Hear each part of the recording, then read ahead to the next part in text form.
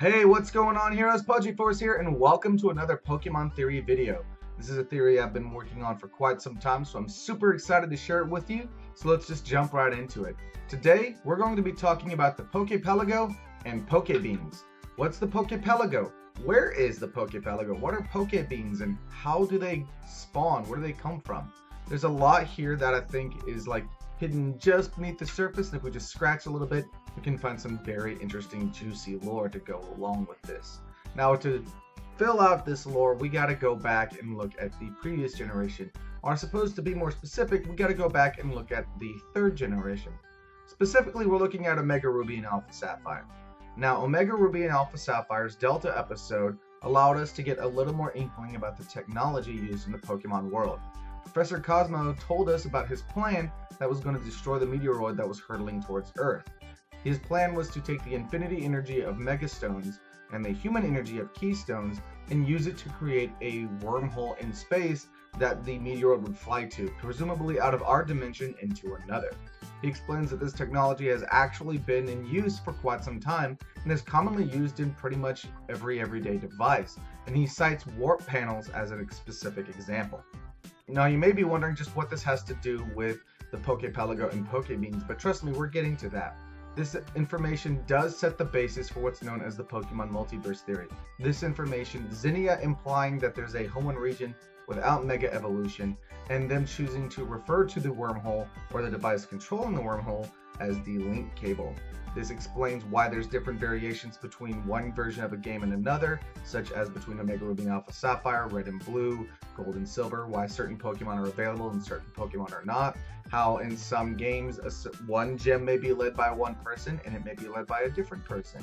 And it just explains all these small things that we just kind of took for granted as a mechanical thing and not an in-universe thing. And now we have this new information that seems to imply that every cartridge is a completely self-contained universe. Now, they have one continuous story amongst each universe, but they do have those small details, such as, for example, say we go back to Omega Ruby and Alpha Sapphire, the hero of Hoenn may be a boy or a girl. That's the basis for the multiverse theory, and that theory does play an important role in our plot for the Pokepelago. Now, the next thing we need to talk about is Mohn, who is the caretaker and the only human of the Pokepelago. This disheveled man with a red jacket tied about him, a white shirt, straw hat, disheveled face, and blonde hair. And his blonde hair has a very distinct look to it. And if you look at Gladion and Lily, it's a very similar kind of hair, almost a very similar hairstyle. And that's because we believe that Mohn is actually Gladion and Lily's father. Now, if you look at the files in the lab area of Aether Paradise, they refer to a Professor Mohn who was the discoverer of Ultra Beasts and Ultra Wormholes. These are wormholes that exist naturally in the world and are not created by man, like the wormhole in the space station in Hoenn. Gladion, when you talk to him in the postgame, actually explains that he believes part of his mother's motivation behind trying to pursue the Ultra Beasts in Nihilego specifically was that an accident happened where his father, he doesn't name his father specifically, but his father actually disappeared while getting too close to an Ultra Wormhole. It's believed that he was sucked into the wormhole and they were unable to find him, and his mother kind of went mad pursuing this research, trying to find their father. So we have a Professor Mohn, and then we have this guy at the Pokepelago named Mohn.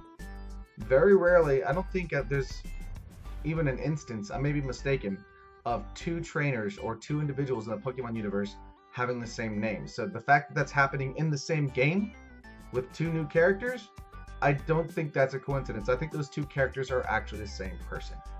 So if Professor Mohn is Gladion's father, how did he end up at the Pokepelago?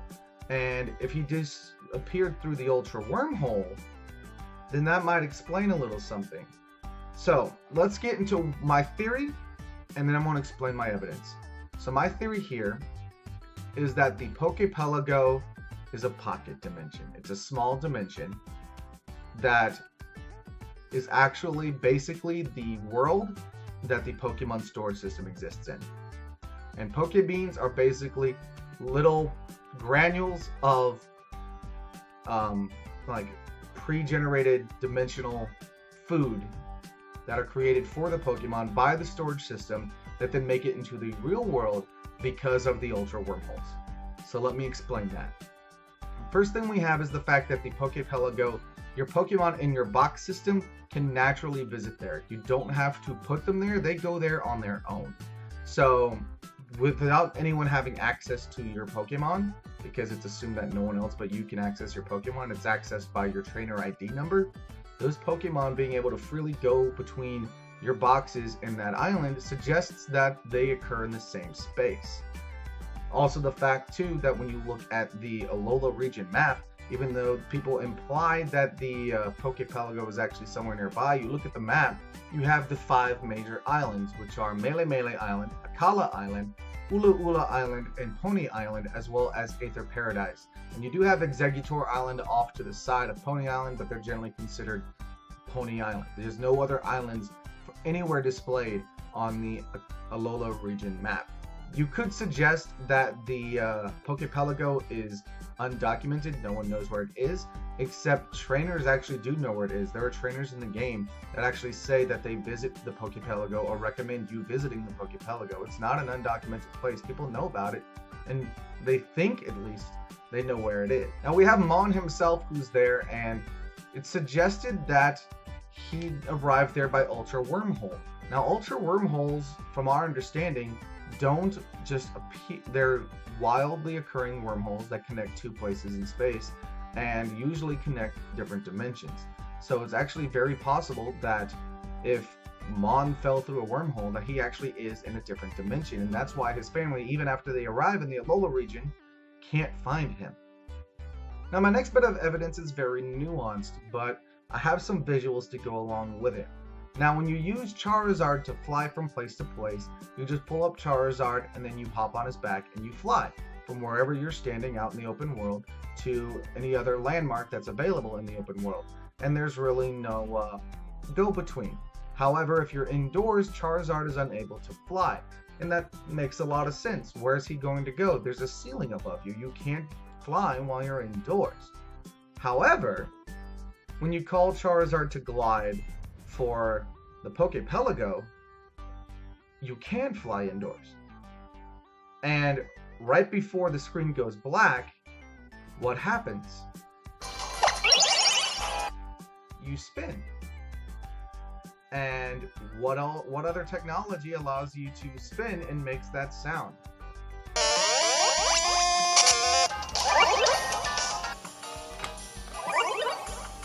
That would be the warp panels.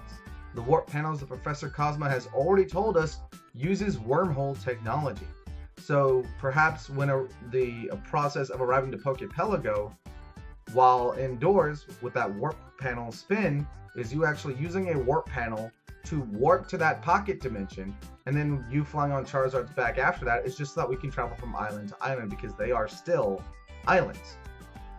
And then maybe going, Poji, what about when you're outside and you don't do that spin and you just hop on Charizard's back and fly there? If you can get there by Ultra Wormhole, how do you think the wild Pokemon get there? Wild Pokemon wander through an open Ultra Wormhole. They appear to be naturally occurring in the Alola region. So Charizard could easily just also fly through an available Ultra Wormhole to get there. Now the last little bit of information I have that makes me strongly believe that the Pokepelago is actually the pocket dimension that coexists in the Pokemon storage system is because there's a couple pieces actually. First of all, the Pokeball is described as basically a pocket environment that is perfectly keyed to make the Pokemon happy, well-fed, and well taken care of. Now, that's just the Pokeballs. It's suggested and implied that the Pokemon storage system might operate the same way. So, a perfect paradise of islands where Pokemon can play, eat, take nice, relaxing, hot baths, go exploring, feel that sense of adventure. Who's to say that isn't the Pokemon storage system? Now, the wild Pokemon appearing in there, again, could arrive by Ultra Wormhole. But then you also have the Pokebeans. And this is where I think things get interesting, because another thing why I think the Pokepelago and why ultimately Pokebeans are just some construct of the Pokepelago is because of how the Pokepelago gets upgraded. to upgrade your Pokepelago, you need a certain amount of Pokemon in your boxes, and you need a certain number of beans. Now, it doesn't make much sense to me how you take an island that's a cave and make it a bigger cave by having more Pokemon and some beans. Unless, again, this is a pocket dimension that's fueled by infinity technology. Infinity technology, again, is the very life source of Pokemon and the power of humans from Keystones. So, the power of Pokemon makes infinity energy, and infinity energy makes this pocket dimension. So the more Pokemon you have in this pocket dimension, the more infinity energy that's available to you. So the more infinity energy you have, the bigger and better you can make the pocket dimension. And in the same respect, because the Pokebean is a construct of the pocket dimension, this could explain why the Pokebean can be used to further upgrade it, because the Pokebean is being generated by a plant that exists in this pocket dimension. You don't find this plant anywhere else. Yes, you can get Pokebeans through the cafes in Alola, but you never actually find them wildly occurring. You start with some in your pocket, and then the rest of them are either found in the Pokepelago or given to you by cafe baristas.